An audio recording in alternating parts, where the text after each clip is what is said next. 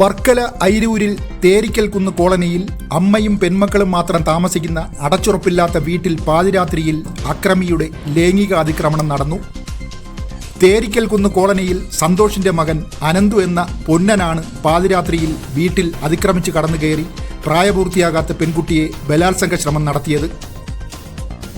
തുടർന്ന് അഞ്ചൽ പ്രദേശത്ത് ഒളിവിൽ പോയ പ്രതിയെ ഐരൂർ പോലീസ് പിന്തുടർന്നെത്തി പിടികൂടാൻ സമയം അവിടെ നിന്നും ഇറങ്ങി ഓടിയ പ്രതിയെ പോലീസ് പിന്നാലെ ഓടി അതിസാഹസികമായി പിടികൂടി കീഴടക്കുകയായിരുന്നു.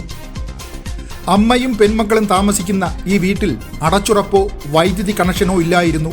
ഇത് തന്നെയായിരുന്നു അക്രമിക്ക് ഈ വീട്ടിൽ പാതിരാത്രിയിൽ കടന്നു കയറാൻ സഹായകമായതും.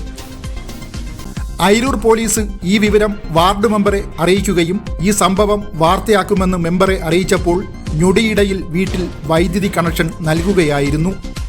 കേരളത്തിന്റെ തലസ്ഥാനമായ തിരുവനന്തപുരം ജില്ലയിൽ ഈ യുഗത്തിലും വൈദ്യുതിയില്ലാതെ ഇത്തരത്തിൽ ഒരു കുടുംബം ജീവിക്കുന്നുവെന്നതും ഇത്തരത്തിൽ അതിക്രമം നേരിട്ടു എന്നതും മനുഷ്യ മനസാക്ഷിയെ ഞെട്ടിപ്പിക്കുന്നതാണ്.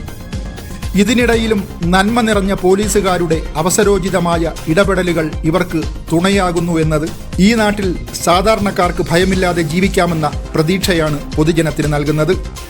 News desk Varkala media.